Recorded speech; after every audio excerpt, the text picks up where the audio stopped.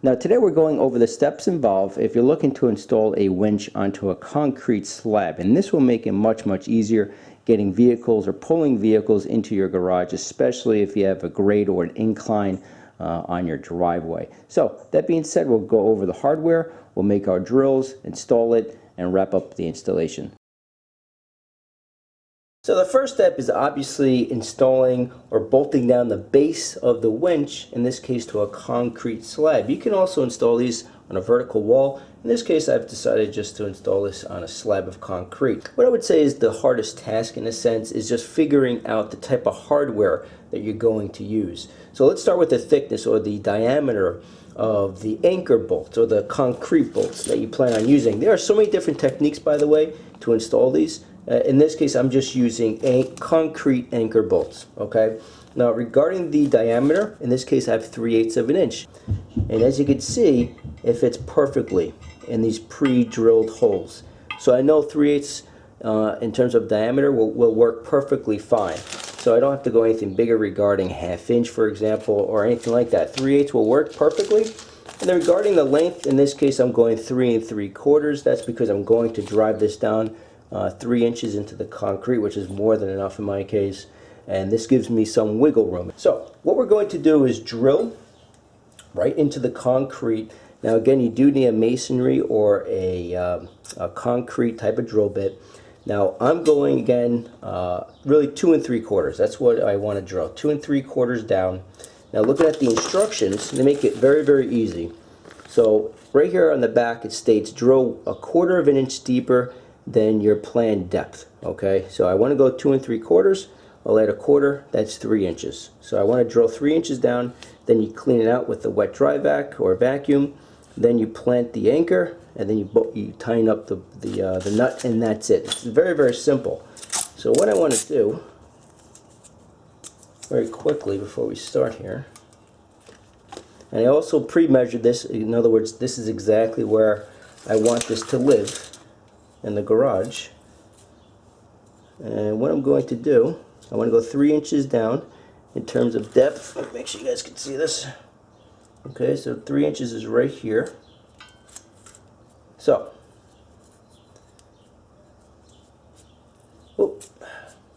once I hit this mark, then I know I've hit the right depth. Now what I'm going to use is a hammer drill. That's a type of drill that pulsates as you drill.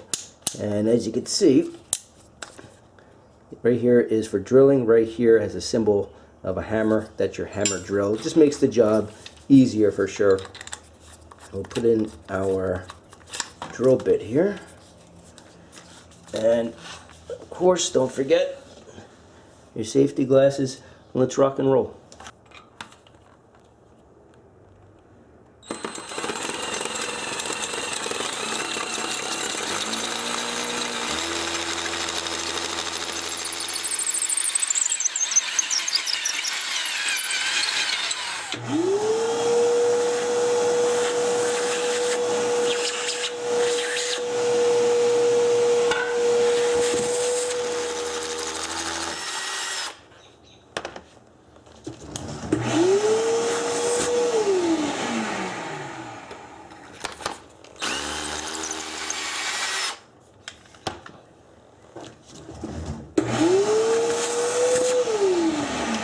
Okay, very quickly before we continue, what I did, I just took the concrete anchor bolt and upside down, in other words with the threads pointing down, placed them in the hole, okay, or the 2 holes.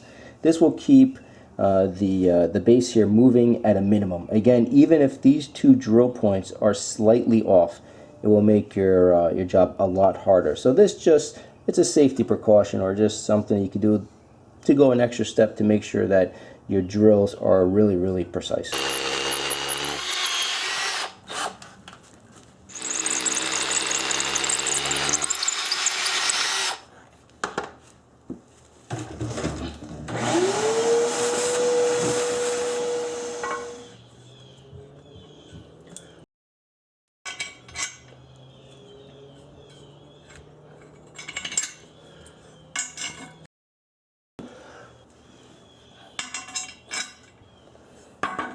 Okay, So now we're going to drive in the anchor bolts using a hammer.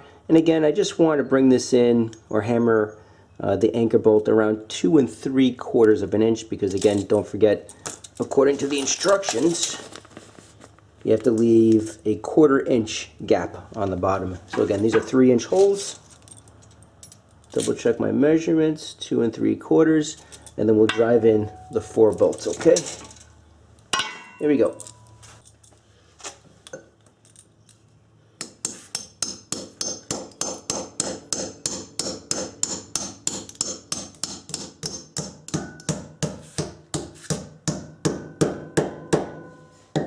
So now we're going to install the winch onto the mounting bracket, and this is exactly where it needs to be installed. You have 3 pre-drilled holes, and of course they do include the hardware.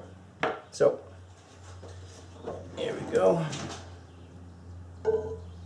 Really, you should have cross screws. Cross screws are very, very flat type of screws, so it's flush on the bottom of the mount. This being Harbor Freight, I don't have any flush screws. They included these just normal hex nut type of bolts. So this is what I'm going to have to use temporarily. That's why earlier, when we drilled those holes, I took into account the thickness of the bolt, of the mounting bolt that's going to live right here. If you have the cross type screws that are flush with the plate, then you can subtract the thickness of the bolt, okay? The other piece of hardware that you need to install is the fair lead. That's this hardware right here. Now this essentially keeps everything in line in terms of the hook and the rope as you use the winch. And I'm just realizing that the bolt that they include in the kit barely makes it. We'll be okay here of not striking the winch, but on the left, it's just, this bolt is extremely too long. It's just striking the body of the winch. So I'm going to have to cut this using a Dremel. Oh, battery, damn it. Before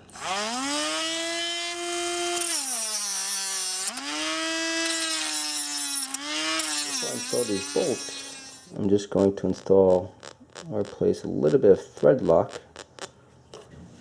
Okay, so what I did off camera is I installed the fair lead, tightened everything down. Again, these are thread locked, and I tightened down those 3 bolts holding on the winch to the bracket. Now, it was easier to remove the winch completely and install the fair lead first. So don't make that mistake. Install this first, tighten it down, then install the winch to the bracket. Now, when you tighten down these bolts, they really do not have to be very, very tight. Once you make contact with the bracket, in this case, just turn these 3 to 5 times, and the bottom of the anchor will grip the concrete very, very well. These guys are not coming back out, that's for sure. So I'm just going to tighten them down, and we're pretty much all done. And I'm going to tighten down the bolts in a crisscross fashion, and even per the instructions, 12 foot-pounds. So as you can see, you really don't need a lot of force to really drive in these anchor points. Before we do a quick test, this is a really cool chart I found online.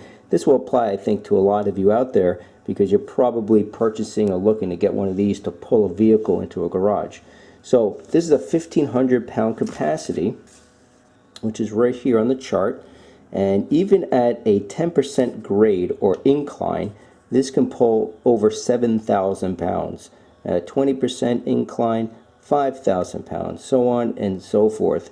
So in other words, again, with rolling weight, as long as the wheels are not seized and they're rolling freely, you can pull quite a bit of weight. Now, before you pull the hook to the desired length, on the right here, we have a clutch, and you need to disengage that. So you pull this out, you turn it, and now you can pull the wire to the desired length. In this case, you want to leave at least 4 turns of wire. Don't go below 4 turns. Just read the instructions. Every winch is different, obviously. Once you're ready to use it, lock up the clutch, and you're good to go.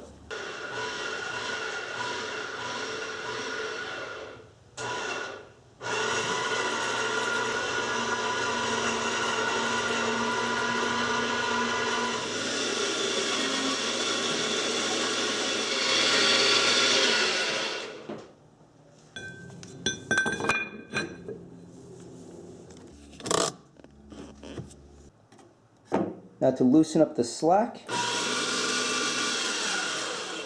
so as you can see, we're in good shape, so I'll unhook it from the vehicle.